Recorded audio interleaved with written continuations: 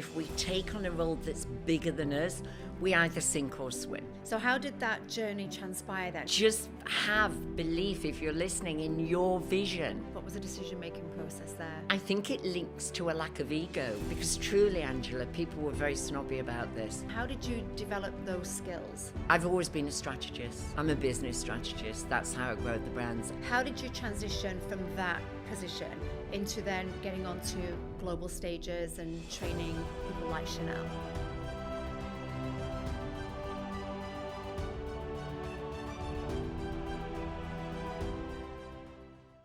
Hello everybody and welcome to another episode of In the Arena. My name is Angela Soudi and I will be your host today. And today I have one of my most favorite people on the planet is in the arena with us. She's amazing. We met her just over a year ago and in a very short period of time we've become incredibly close. Her energy, her focus, her dedication for helping others and giving back is just, it's so beautiful to see.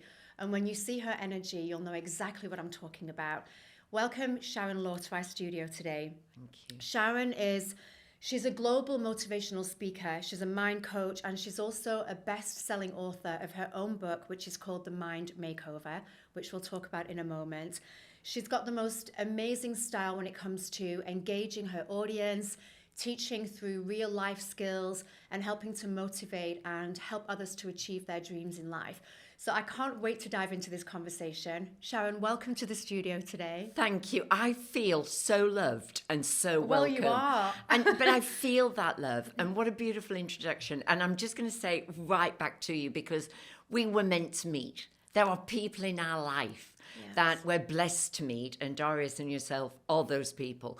And it's meant to be. So I'm just sat here feeling so blessed and really very privileged and humbled to be in this energy, because life is energy. It is. And honestly, from my heart, and also from Dariush, I can speak for him too, we feel exactly the same. We love you very much. Now, just before we go into a little bit about your business and your journey, just tell us a little bit about Sharon. Who is Sharon? Okay, well, Sharon's really silly. I do a lot of silly things. So I'll tell you something I've done, and I think it gives everybody a real feel. You know, why do we stop being children, Angela, really? And the thing I'm going to share, you were giggling about earlier. So I flew over on Emirates, and this tells you quite a bit about my personality. And when I was 16 years old, I wanted to be an air hostess. I thought that was the best thing in the world. And I was told I couldn't. You couldn't then, because I wore glasses. So I've done so many flights around the world as a speaker, but I get on Emirates and I thought, I remember when I wanted to be an air hostess. So I borrowed one of their hats, got behind the bar and did a little role play. And it absolutely made the flight because the crew were gorgeous. They matched my energy. It was an overnight flight. And I can tell you that I had the best flight. When I say the best flight, I had a beautiful experience. And I believe we create our experiences. So Sharon's silly. She's super focused. And I love my life. And when it's not how I love, I put everything into what would that look like? Amazing. And then co-create. I love it. I have to say, by the way, you were rocking the Emirates hat. You look fabulous. Oh, I know. You were wasted. I know. I'm going to stop being a speaker. And you know, I'm good with difficult customers because I don't drink, and there were a couple of people who'd had a few drinks. Okay. I can do that. I'd be really good. And the team was saying, you know, gentleman in 8B, can you deal with him? Not a problem. Not a problem. He can have a mind makeover. Yes. Amazing. Yeah. But I love that about you. I love your energy, and I know that when we actually met, you met Dariush first in person at a different event. And then when he came home, he actually said to me, I've met the most incredible woman. She's aligned with our energy. She's focused, she's driven, but she's loving as well and kind and generous and all these things that you are. And then a year later, now you are talking on our stage at the Gladiator Summit, which is phenomenal. So you and I met for the first time in person in April of this year during our first event. We had been speaking back and forward, and even on messages, your energy and your authenticity, I could just feel it, even just on messages. But meeting you in person and actually seeing you for the first time, I could feel you. I could feel your energy in the room before we actually met. That's how special you are. Where do you think that comes from? Because not everybody has this light energy, this power around them. Where do you think that comes from? Well, first of all, that is the most beautiful compliment, and I will put that in my heart. It's beautiful. But one of my passions and purposes in my life is to show and share with other people how we control our energy. And I don't get it right, Angela, all the time. And actually, the challenges I've recently had, I'm a deeper coach. I'm a deeper speaker because I've had to work with more depth on my energy. And I think this is really important. I don't ever want anyone listening to think, well, Sharon was born with that. Let me share with everyone. When I was born on the first day of my life and I was in the maternity hospital, there were not fairy godmothers flying around that came down and thought, this baby, we'll give her good energy. It doesn't work like this. No. And it's something I'm passionate about, but it's like anything in our life. And again, for your listeners, if you are passionate about something and you work on it and you build yourself in an energy, you take control. True. And too many people, obviously I'm British and I'm based in the UK at the moment. For now. At the moment, universe listen. And, it's very easy to get into the wrong energy.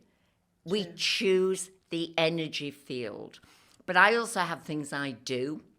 I do them more when there's a challenge. I'm not in any challenges at the moment, but I have been. And so I connect. I move away from energy that doesn't serve Sharon.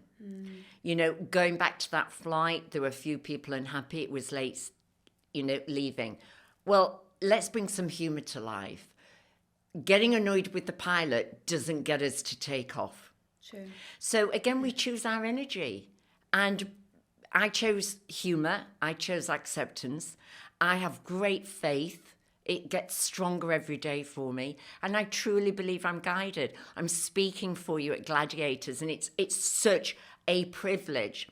I truly believe, and not everybody listening will get this, but that is my purpose. That was meant to be. I truly believe it was written before we planned it. Yeah, I agree with that. I really do. I think the universe, I've seen that with this event, and we talked about this before, that once the seed was planted for this event, it's literally grown and taken off, of course, with us facilitating, but it's taken on a life of its own. And I think because the intention behind it is so pure, it's all about serving and giving back, that energy has helped it grow so quickly. Yeah. What were you like as a child? Going back before Sharon, the speaker, the confident, wonderful goddess on stage came into play. What was your personality like when you were growing up? And do you feel that your relationship with either of your parents helped to bring and nurture this enthusiastic, motivated Sharon to the forefront? I think that's a gorgeous question. I was a quiet child. I was a studious child. And I wouldn't have called me gregarious at all. My father isn't with us now. I had a very beautiful, beautiful bond with my father, and he was very entrepreneurial. Okay. And just, if I think about Lowe, he was such a guide in my life and created an energy, Angela, where things were possible. Mm-hmm. And I know a lot of people have that energy now, but they didn't then. Their way of parenting was very different without my sister and I knowing that. Mm-hmm. And so as a child, I had incredible imagination. And I'm going to share a story, which I was 8 years old, and at school we had to do a book. I still have the book, and it was My Best Life. Oh, wow. Okay, and that's it's quite insightful. And in this book, I've never shared this on a podcast before, but in the book, an exercise book, My Dream Life. Now, I had a normal upbringing. I had immense love and immense possibilities, but we lived a normal life. Mm-hmm. And I drew, and it's still, I can't explain this to you, I drew a double-page spread of a swimming pool. I was 8 years old, I had curly hair, big ears and braces and glasses. And I drew a swimming pool and I said, and listen to the word because I teach in a voice and I teach narrative. This is exactly how I want my pool to be. Now, really, I didn't even know in any form that homes had swimming pools. That was not on my radar. Well, it wasn't in the UK anyway, really. No, Most no. homes do not. No point of reference. Not one. Now, where did that come from? I had the vision. So, as a little girl, I think one of the things that was in my personality, Angela, was there was something where I saw ahead. And I was never afraid of hard work. I was never afraid of getting it wrong. And I had vision. And I also had this incredible ability from my parents, who were risk takers and entrepreneurs, family business, mom and dad. And they instilled in both my sister and I, you can be what you wish to be. But we didn't have the point of reference. We didn't have social media. And I never took no. That's a big part of my character. When people said no, I didn't listen. So I went to see a great story on this. I went to see the careers teacher and I wanted to go into retail. I knew I couldn't be an air hostess. So I wanted to go into retail. And there was a book and it was this huge book. And in that book was a photograph of Harrods perfumery. My heart stopped. I mean, it was retail. It was these beautiful brands. And my heart went, I want to do that. Now, that's a feeling and that's a connection and that's a gut. Yes. And we are often told to push that away. Yeah. And I've always listened to mine. And I went in for the appointment and I wasn't overly confident in any form. I wasn't confident. And I said, I want to do that. I want to be in retail beauty. And I certainly didn't look the part. I want to be in retail beauty. And she said this, Angela. She said, Sharon Lowe, you have 30 minutes. That is not what you're going to do. So you'd be a very good teacher. Now, the truth is, in my life, I am a teacher. I'm a coach. Yeah. But you're a teacher in charge of your own destiny because now you're running your own business and you're teaching on your terms.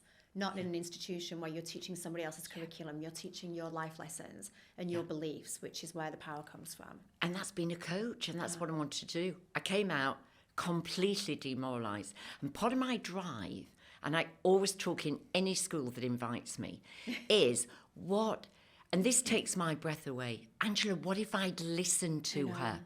What if I hadn't had Joe and Margaret Lowe as my mum and dad? We didn't know how I'd get into Harrods. We got no idea. Yes. But we saw it as possible. Yeah. And I went home and my mum, bless her, I always think this is beautiful, said, I think, baby, she just didn't know where Harrods was, which I think is hysterical, right? And she didn't negatively attack that teacher. She said, baby, I don't think she knows where Harrods is. She just kept the grace. Yeah. She didn't criticise or judge. She just reframed, I guess, the negative, that could have been a negative situation. She diffused it and allowed you the strength and the space to carry on. Do you know, I think that's so incredible because the fact that I think that's one of the biggest things as a child growing up. If you have the support of your parents to say you can do it, then automatically that catapults you into a whole different realm of belief. Yes. There's so many children, adults out there that didn't have that. I remember my son came home from school one day and he was a little bit upset. This was back when my older son, who's now 16, was in primary school. And the teacher had said to him, I want you, or the class, I want you to draw a picture of how the future will look. So he drew a picture and he drew a flying car. And the teacher came over and she said, what is that? He said, oh, it's a flying car. She said, don't be so ridiculous. Cars will never fly. Put the car on the ground. And he scribbled it out and he put the car on the ground and he came home and I said, put the car back in the sky. If you think the car's going to be in the sky, then the car will be in the sky. And he redrew the car in the sky. Now, it's in a very short period of time, we've got flying taxis in Dubai. And it's that pinnacle moment, I think, in a child's life when the parent has so much influence that they can either say, yes, that's correct, your dreams, you're not worthy, or let's put that aside and let's just dare to dream. And the fact that you had that from, look, I've got goosebumps. I have, just then. Yeah, I just got a shiver. Yeah. So the fact that your parents had the insight without the training of psychology or all the awareness that we have now is so powerful that you had that behind you. Yeah. And I guess that was the foundation of you thinking, I can do this. Yeah. I have the power within me to create my own destiny. So how did that journey transpire then from going and seeing, okay, I want to be in Harrods? What happened next? Right. Can I just say as well, I think it's so beautiful what you've just shared and how we can impact children's lives. And, you know, I know that what you do, Angela, and it's, you know, you are very active, you know, in a business form and from your heart, inspiring young people. So I just want you to know you are an inspiration to me. Oh, thank you. And in all the things you achieve, the one that I feel the most inspired by is the work you do with young people, because we have that opportunity to form young souls and young minds and shape them. So, yes, from me to you, it's beautiful what you do. Thank you. From there, I knew it's what I wanted to do. And again, humour. And one of the reasons I wanted to do it, I love business. I loved business because of my mum and dad. That was, from your parents. From my mum and dad. Do you remember as a child when you would sit around the dinner table, would there be business conversations, problem solving, which again is programming that subconscious mind to, this is a possible future for me? You know, this is such a beautiful podcast because I'm actually getting goosebumps and these revelations about my beautiful parents. This is really touching emotionally my heart, because it's not that I didn't know it, but I haven't had a conversation like this. And it is for all of those things. So mum and dad were manufacturing silversmiths, and I was born in Sheffield, which is the home of British steel and manufacturing. So there were mum and dad in business. So we would sit around the dining table and it would always be conversations. And I grew up with, you know, dad would put a chalice from a cathedral on the table and say, look at this, we're repairing it. And so I saw them work. We went at the weekend, we went to the warehouse with them. We helped fill the car. Incredible. We were family. And I dedicated my book, The Mind Makeover, to my father, who I lost way too young. I lost my dad when he was 64. And that was the first hurricane in my life. I mean, my life was irrevocably changed forever. He was my world. You know, again, we'd go to family situations and mum would say, don't you two just get in a corner. We were each other's best friend. And so I had that love of entrepreneur. And then I had an aunt and her husband, who was a bit dodgy, actually. I found out he was a little bit dodgy after. Isn't it interesting what family secrets you find when you get older? Yeah, when you're little, nobody tells you. Uncle Tony's dodgy. Anyway, and he worked for Helena Rubinstein. Oh, my goodness. Angela, her bathroom. Oh, my goodness. So you'd go in the bedroom and she had complete displays like Harrods. Wow. Complete units. Now, I now realise she probably shouldn't have had them. Yeah, exactly. You don't think that when you're little, though. Yeah. And I just thought cosmetics. It fascinated me. So I went in. I did business studies. I went to college. I did business studies with beauty therapy. I knew I didn't want to be a beauty therapist, but it was business studies with beauty. You needed the knowledge. And, you know, I look back at that, and there was one part of the curriculum, and it was business studies. I was top student. I was super focused. I had everybody else who wanted to be in beauty ask me to do their homework. You know, when it came to beauty therapy, I loved it, but it wasn't my passion. So again, I built my business skills. And then I went in absolutely, you know, right into retail, and I went in as a beauty consultant so I could learn it. That was in Sheffield? In Sheffield. Okay. I took on Debenhams of Sheffield, and I got the energy, the passion. I didn't want it to be closed at night. And I went in, and I was very blessed. I don't believe in luck, but I believe we have blessings. And I was blessed that I worked with Fabergé. Fabergé were global number one. Irrelevant your age, irrelevant your gender, perform. Okay. And I went like a rocket. So Debenhams of Sheffield, and it won't relate to many people, but I have a picture of it, became number 2 in the UK. Wow. And everyone came, what is she doing? How is she doing this? I went and did presentations, and I was creative. Everyone else said it's quiet. I thought, let's go and connect with bridal. You saw which is entrepreneurial mindset. You're seeing opportunities everywhere. And then I had this trajectory. I was the youngest ever in the UK area manager. And then I had 38 people. I've always gone outside of my comfort zone. I was 22 years old. So you're now, I guess, an area manager of people that are much older than you, that have been in the job for much longer than you. And having to overcome that level, that not necessarily imposter syndrome, but that side that you need to be taken seriously, you need to be listened to. And I guess in some cases, people thinking, who is this girl? Yes. She's just 22, I've been here for 10, 15 years. Why should I listen to her? How did you overcome the age barrier of getting people to respect you?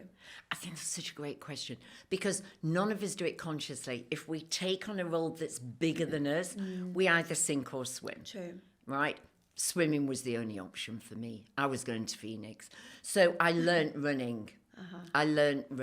And I think they're the skills I built were influence. And one of my core beliefs in life was formed there. I truly believe that everybody has the right to succeed. I truly believe that everyone should experience fulfillment. And I'm now called in the press the coach that adds millions to global brands like Chanel. Yes. It's the same principle. And that is, every individual I meet, I see them thinking, show me how I can shine. Show me how I can be fulfilled. Show me how I can navigate and be more successful. And because I come with that energy, it's not two people trying to win. I'm coming with an energy of I singularly want to grow the other person. And people feel that.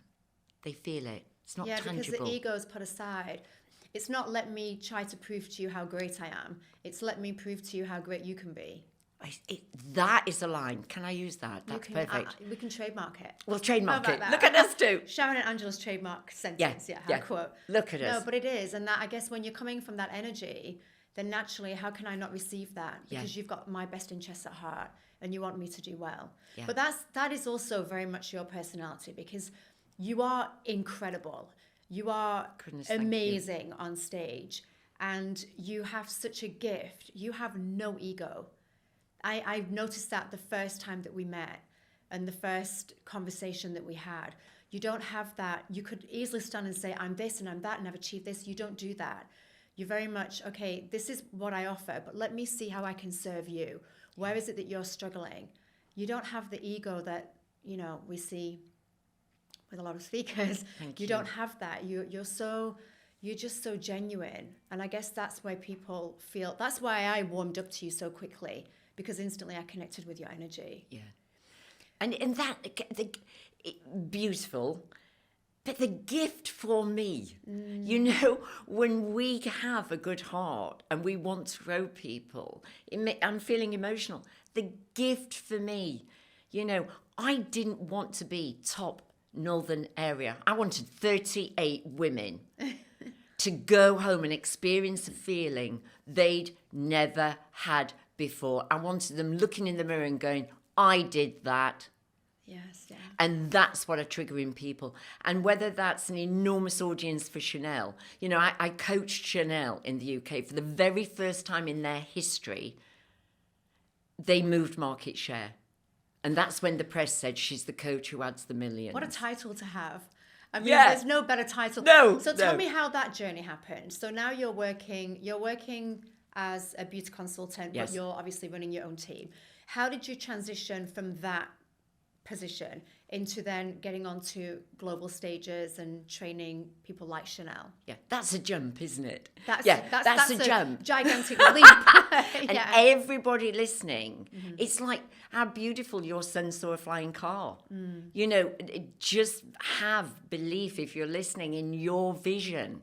So basically, it went on. I was, again, very blessed that I worked for an organisation that said, we will promote you on performance. So I went on a trajectory within the organisation. I was area manager. I then became UK director of training. I fell probably mid-20s, late 20s, very much into my love of training, coaching, developing other people. Just to jump in there, did the company that you were working for then help you develop those training and those mentor skills as well? Did they invest in training for you?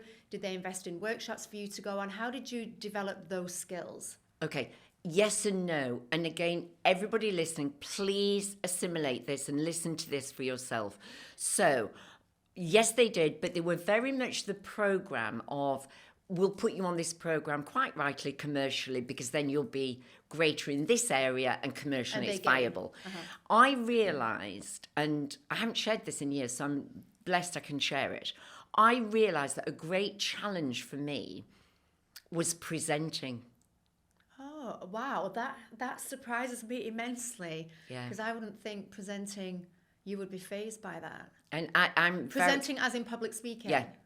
Okay. And I love that I'm sharing it on your podcast, because I don't think you've got this beautiful ability of drawing out. I know. Maybe because I love you. And, yes. And I knew that was a challenge. I was so young, Angela. Yes, we never did it at school. We never did debating. You know, I remember taking French, and I've worked very much in Paris and with a lot of French companies. And when we stood to speak French in school, everyone giggled. So, you know, there's this feeling of people will laugh at me. Yeah. Yeah. And I didn't understand that, but I knew it wasn't comfortable. And I've always been a strategist. I'm a business strategist. That's how I grow the brands. And I just knew this is uncomfortable. This is an area you're going to have to work on. And so I found Dale Carnegie. Okay. I went to a hotel that was like Faulty Towers in Knightsbridge. And I took my personal development seriously. And everybody listening, it's a very different world now, but bet on yourself. We constantly evolve. We constantly grow. And so I went, it was a 14-week evening course. And I put myself on Dale Carnegie speaker. And we stood, and the common denominator was nobody would pay for that privately if they felt comfortable on stage. And it wasn't stage then, it was in a training room. And I went through 14 evenings, 14 weeks, and then we were critiqued by the audience. So I put me through uncomfortable. And I really stress this point. It doesn't help anybody if you look at somebody else and you think they've got a natural gene. Yeah. I don't believe in it. I think we hone our skills. I work very seriously and determined and focused on my skill base. You know, I'm speaking, very blessed to be speaking at the Gladiator Summit on Saturday. And I have focused on that maybe solidly for over 2 months. I'm doing mental rehearsals. It's part of me because that's how I come through at a soul level. I'm not flippant. Nobody ever gets the same presentation. It is always bespoke, and it's bespoke to my audience. So my point there is take personal development seriously. I was 23 when I put me on that course. You know, I can't imagine anybody else I knew would have done that. No. And it also was really expensive for me. It wasn't an easy financial decision. I had to get myself to London and I had to go through uncomfortable. But on the other side of uncomfortable is I like this. And I learnt techniques. I read books. And every time that someone said there's a presentation, I said, I'll do it. You volunteered. And then I honed my skills. And with that and the strategic side, it became a winning formula. And I adored it. So I stayed in cosmetics. Beautiful. I was UK director, Paris, UK, late 20s. You were travelling between the two. Yeah. Which even back then, for a young girl, is quite unheard of, to be having this jet-set life, especially, you know, one of us young girls from the north. Yes. Everyone kind of stayed in their own village and didn't move around so much. So you must have been quite the celebrity in your hometown, this, you know, incredible young lady who's traveling the world and doing these great presentations. it's a big achievement for somebody so young back then. Yeah. But of course, moving around wasn't quite as accessible as what it is today. I think, and interestingly, being a Sheffield girl and that sort of northern mentality, I didn't get that attention. I think that was very positive for me because we didn't have social media. I just did what I was passionate about, and the people who loved me anyway. And then I thought, okay, achieved a very high level at a young age. I think we need to take the business strategist out of Sharon and give it a little spin. So I could see this trajectory of always being in retail, luxury brands, cosmetics. So I thought, let's take this out for a spin. And literally, within that sort of 6 months, I was approached by Johannesburg Consolidated Investments. Now, that sounds rather boring. Let me tell you what it was, and then it sounds really interesting. So I was approached to be the UK director for platinum as a jewellery metal to work with diamonds and De Beers. Sounds interesting. Now you've got my attention. Now I've got your attention. Some sparkles. And this is such a great story. So I moved into the jewellery industry. Now, that was really mum and dad's business, Angela. Right. And I don't think I ever saw my dad ever as it was so, they were both proud, but he was so proud I was in his world.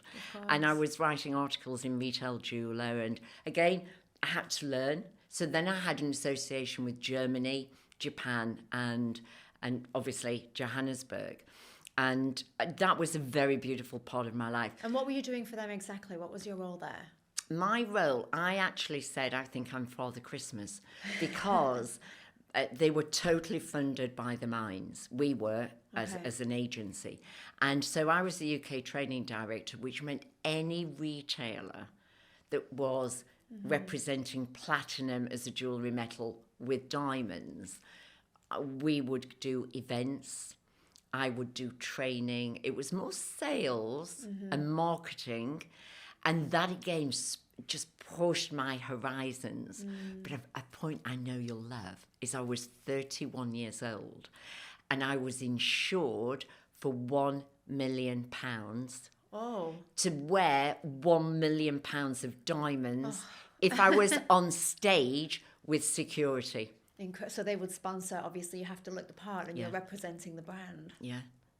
And I cannot tell you how it's natural kind of a step up from the makeup brands, isn't it? Okay, here's your free lipstick. Yes. Here's your $1 million diamond ring. I'll take the ring. Thank you very much. Yes. Oh, and that became my love of jewellery. But I also was very comfortable about it because I'd grown up with antiques and chalices.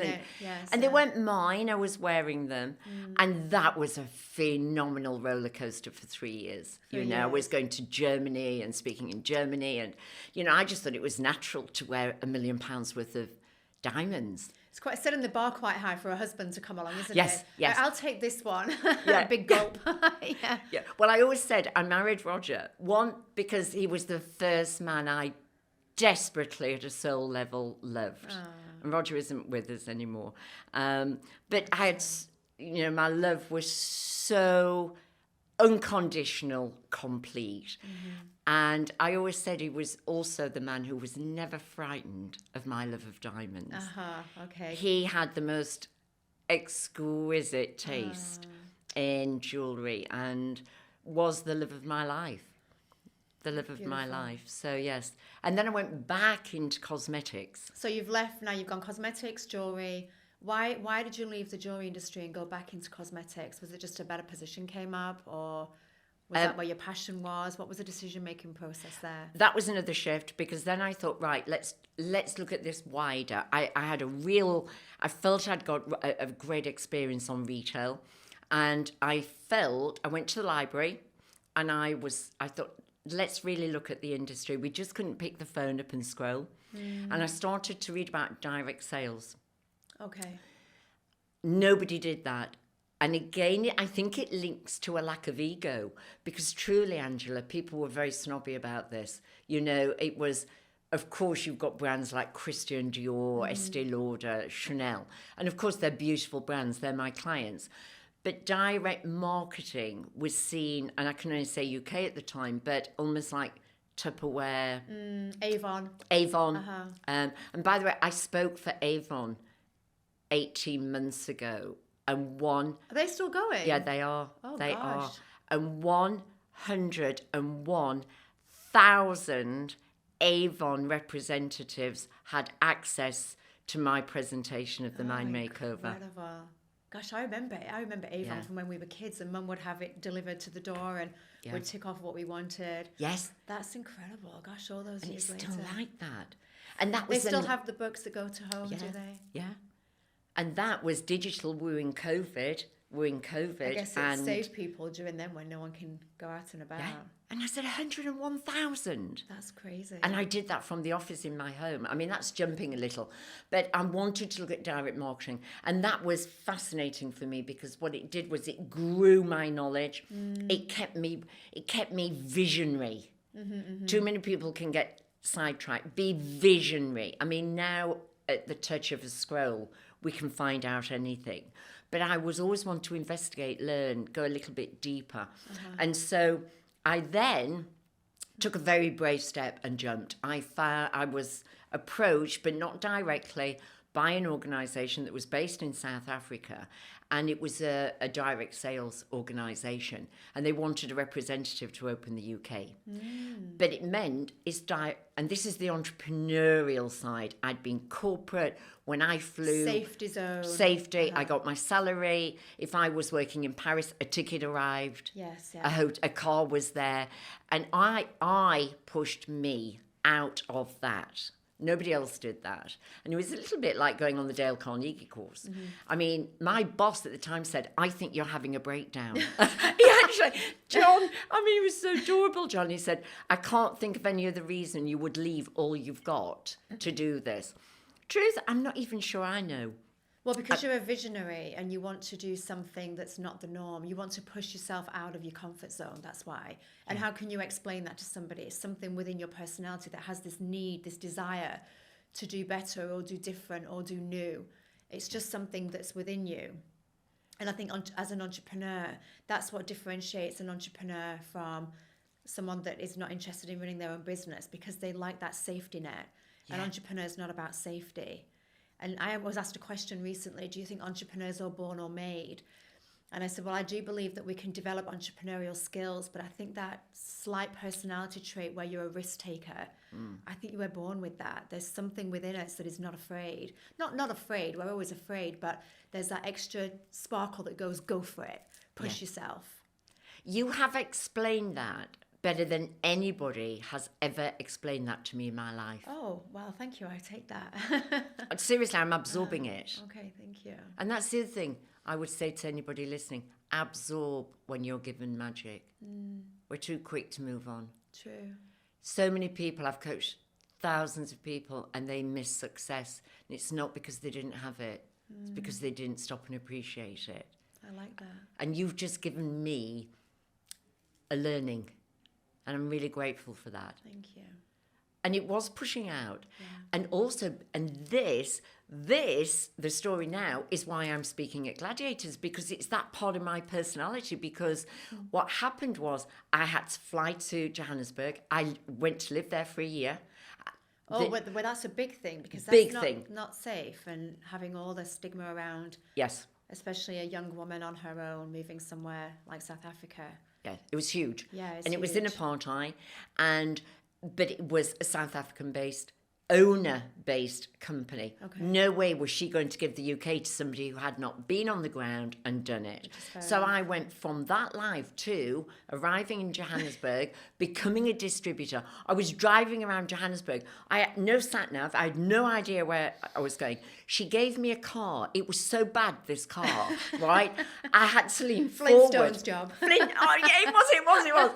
I had to lean forward to get momentum to actually go. It was ridiculous. I had an aunt through marriage who I love dearly, Maggie, and I stayed with Maggie. But I went and I proved myself. Then I came back and opened the UK. So then I learned about distribution, opening a shop. We opened a shop in Hampstead. I did that. And then I found, and this was the very first time in my life, Angela, then. This was then 18 months later. So I had a year in South Africa, then I came back to the UK. And I became very unhappy. Oh, okay. It was not where I wanted to be. There were behaviours in my partner that I didn't appreciate. Business partner. Yeah, Okay. and value. And it was her company. And I didn't warm to them. And it was the first time that I had to dig very deep into Sharon, because I had to dig deep into that reservoir of self-worth that goes deeper than you think it can go, and says, this isn't working for me, and I'm moving away gracefully. And so I closed that, where before everything had been at the height, I'd been approached, I'd moved to... You were kind of taken from position. Yes. Now you're moving away from your own choice. Yeah. And huge, fantastic life skills, because the first, going out there and having the courage, but the second is having the courage to say, this does not serve me. And I use that throughout all my life now. This does not serve me anymore. And so I came back to, I was in the UK, I was working in the UK, and I thought, right, what next? And I started my own consultancy. It was the most natural progression. How many years ago was this now? 25. 25 years ago. I sound 103. You do? No, you don't. I know. Well, So, you don't look it though. You look fabulous. So thank you. Gosh, you've been running your own business Over 25. years. And That's I crazy. knew, and these were the principles that people can use. I knew what I wanted to be. I knew where I wanted to fit. I knew who I wanted my clients to be. And it became this whole 360. And I wanted to be the coach that grew global luxury brands, that were the ones in the book when I was 16, where that careers teacher said, be sensible, you can't do that. I wanted to be their global coach. And I didn't deviate. I didn't deviate. I got approached to do consultancy. One was with an enormous supermarket chain. Financially, it would have been so viable. Gracefully, I said no. And I basically built my consultancy. It took 4 months. And that's Which no is time. nothing, though. It's nothing. And I just got everyone that I'd built and known in my career, we put it out. And people came to me, and I kept very focused. I've spent 25 years being the coach to beautiful, beautiful brands and teams. I've advised them for many, many years. Chanel, Christian Dior, Estee Lauder. And then an enormous pride in my life is I'm the UK ambassador for all retail beauty consultants Which is in a the huge UK. title to have. I mean, how did that come about? That's colossal.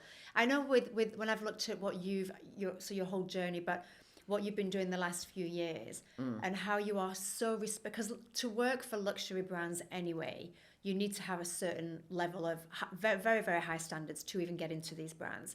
And you're not just working with one brand, you're working with multiple brands. Estee Lauder, Chanel, I mean, these are the biggest beauty brands globally in the world. How did you branch into those brands as an independent consultant? So now you're not working for a company, you're working for yourself, and to branch in and work for these huge organizations. How did that happen, and what was the journey from getting into the first brand to then moving into the other ones? Great question, because it's a very different world now. Again, this was not social media. So we had a trade publication. I did that as a feature. And again, that's me being a strategist, me looking at the marketing.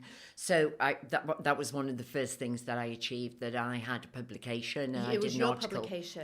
I went in the publication. Okay, so you are now a writer or Yes. a representative for the publication. Yeah. You've now raised... Which again in itself is incredible, because the whole, right now, personal branding is a big buzz and everyone's talking about personal branding. But back then, nobody talked about personal branding. No. But you had the insight to say, okay, if I go into this publication, I will be seen here, here, and here. This is worth investing in. Yes. Which is a huge insight to have. Yes. Amazing. Thank you for being here today. Wow. Listeners, this is just such an inspiring story, because when we truly speak from the heart, then we resonate with other people and we connect with other people. And Sharon is one of those people that you instantly feel her warmth when you're in her presence, but not just that, you feel her warmth around you just by having her in your life. So please do reach out, whether or not you're having some personal challenges and you're struggling to navigate through those, or you just want to succeed in something, some element of your life that maybe you feel may not be working right now. Whatever your reason, I can guarantee you her energy is infectious. Her knowledge is just, I'm absorbing so much from her. She really is a gift from the universe. We will put all Sharon's contact details underneath the podcast, so please reach out to her. Please. And gladiators, we will see you next time. We salute you.